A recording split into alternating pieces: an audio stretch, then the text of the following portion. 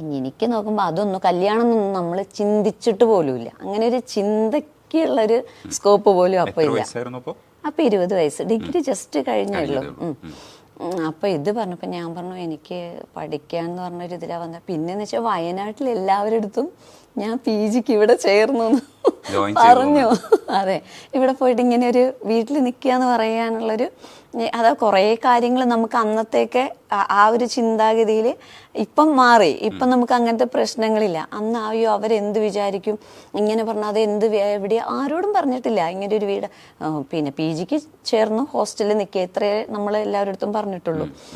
അവിടേക്ക് തിരിച്ചു പോകുന്ന അവസ്ഥ, അതായത് ഒരു നാട്ടിൻ ഇപ്പോൾ പോലും നമ്മൾ നമ്മുടെ ചുറ്റൊന്ന് കണ്ടറിയാം. എന്തെങ്കിലും ഒരു നെഗറ്റീവ് കിട്ടിയാൽ നമ്മൾ പ്രതീക്ഷിക്കാത്ത തലത്തിലേക്ക് അത് മാറും.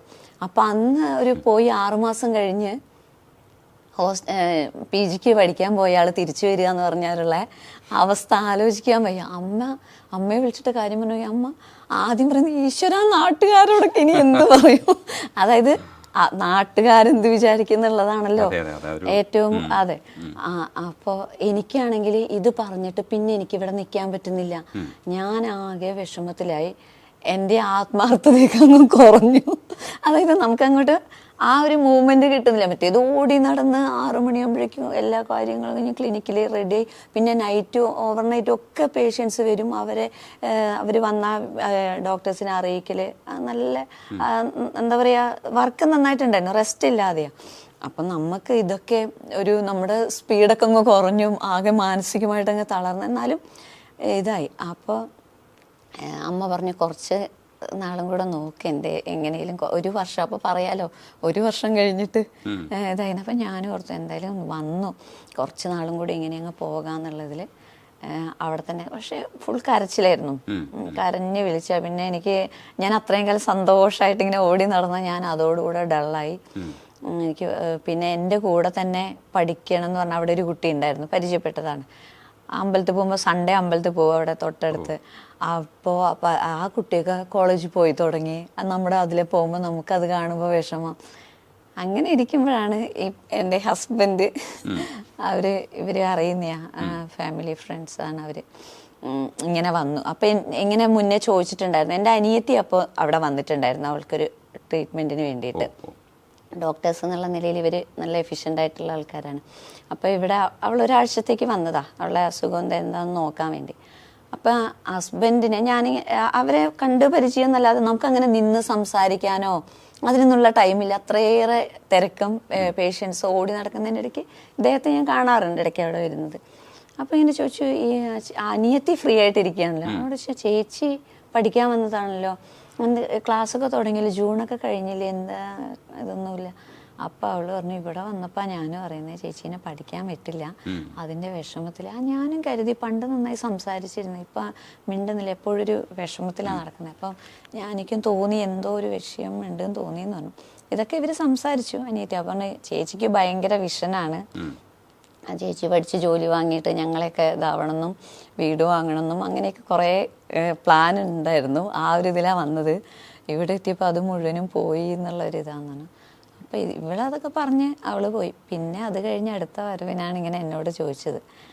ഞാൻ പറഞ്ഞു ഞാൻ എന്തായാലും തിരിച്ചു പോവുകയാണ്, കുറച്ച് നാളും കൂടി ഒന്ന് നിന്നിട്ട് പെട്ടെന്ന് പോകുക എന്ന് പറയുമ്പം ഇതല്ലേ ഒരു 6 മാസം ആയിട്ടേ ഉള്ളൂ. അപ്പോൾ കുറച്ച് നാളും കൂടെ കഴിഞ്ഞ് ഞാൻ തിരിച്ചു പോകുമെന്ന് പറഞ്ഞു. അപ്പോഴാൾ പറഞ്ഞു, ഞാൻ പറഞ്ഞു എനിക്കിങ്ങനെ നിൽക്കാൻ തന്നെ വിഷമം, പക്ഷേ പോകാനും വേറെ നിവൃത്തിയില്ല.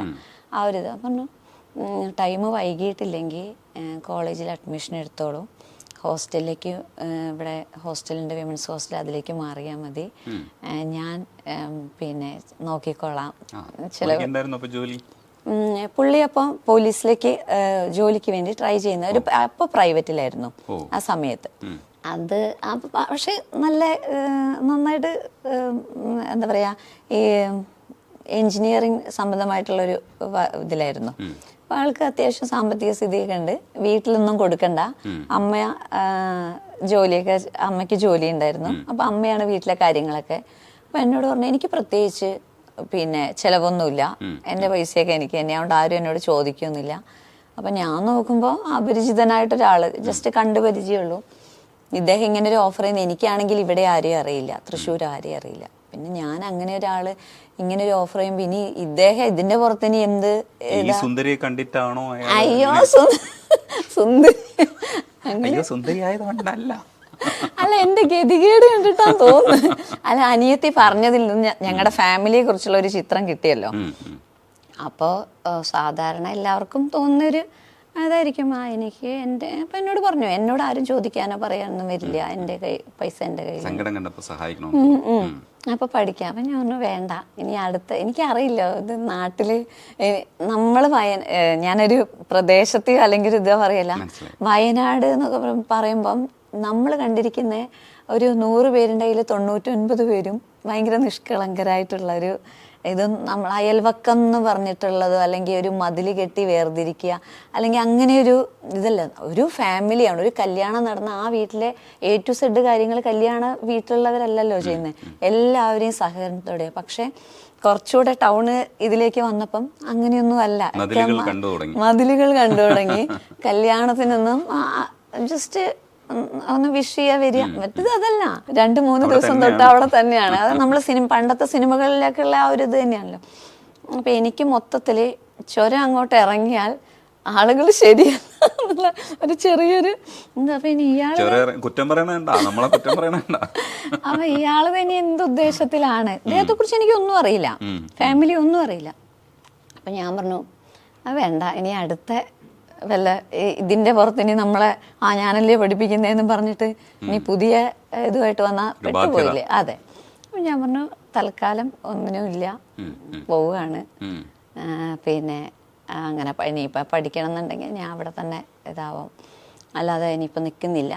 പിന്നെ ഹോസ്റ്റലിലൊന്നും നിൽക്കുക, അത് വേറൊരാളിങ്ങനെ ഇത് ഞാൻ വീട്ടിൽ എന്ത് പറയും, ഇത് കണ്ടിട്ട് ഒരാൾ വന്നിട്ട് എന്നെ ഹെൽപ്പ് ചെയ്യാന്ന് പറഞ്ഞിട്ടുണ്ട്, ഞാൻ എന്നാ ആളുടെ ചെലവിൽ പഠിക്കട്ടെ എന്ന് പറയും. അച്ഛനോട് പറഞ്ഞിട്ടില്ല, ഇങ്ങനെ ഒരു ഇതാന്ന് പറഞ്ഞിട്ടില്ല അച്ഛനോട്.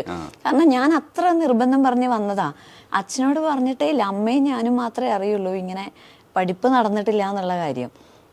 ക്ലാസ്സിന് പോകുന്നില്ലേന്ന് ചോദിക്കുമ്പോൾ ഞാൻ പോകുന്നുണ്ട് എന്ന് അച്ഛനോട് പറയുന്നത്, അല്ലെങ്കിൽ ശരിയാക്കും, എന്തായിരുന്നു ഓടിച്ചാടി പോയിട്ട് എന്ന് ചോദിക്കുക. അപ്പം പിന്നെ എന്തെങ്കിലും പറഞ്ഞങ്ങ് പോവാന്നുള്ളതിലാണ് നിന്നത്. പിന്നെ ഡിസ്റ്റൻസ് ആയിട്ടോ അങ്ങനെയൊക്കെ നോക്കാം എന്നൊക്കെ. എന്തിനാണെങ്കിലും ഈ ഒരു ബാരിയർ ഉണ്ടല്ലോ, സാമ്പത്തികം എന്ന് പറയുന്നത്, അതപ്പോൾ വലിയ ഒരു ഇത് തന്നെയായിരുന്നു. അത് കഴിഞ്ഞ് ഞാൻ തീരുമാനിച്ചു. അപ്പോൾ പറഞ്ഞു തീരുമാനിച്ചോ എന്ന് വെച്ചാൽ ഞാൻ അത് തീരുമാനിച്ചു, ഞാൻ എന്തായാലും പോകും, ഇതൊന്നും ശരിയാവില്ല. അത് കഴിഞ്ഞ് പിന്നെ ഒരു 2 ദിവസം കൂടെ കഴിഞ്ഞിട്ട് വന്നിട്ട് 2 ദിവസം കഴിഞ്ഞിട്ട് വന്നിട്ട് പറഞ്ഞു പോകാൻ വരട്ടെ, ഞാൻ ഒരു കാര്യം പറയാം, പിന്നെ എനിക്ക് കല്യാണം ആലോചിക്കുന്നുണ്ട്. അപ്പം ഞാൻ പറഞ്ഞു അതെയോ, ഒന്നും ശരിയാവുന്നില്ല, എന്തോ ജാതകം എന്തോ പ്രശ്നം, എന്താ ശുദ്ധജാതകം അങ്ങനെ എന്തോ. അപ്പോൾ അതിങ്ങനെ നോക്കി മോശം കാര്യമായിരുന്നു, ഇവിടെ നല്ല കാര്യമായിരുന്നു. അതെ.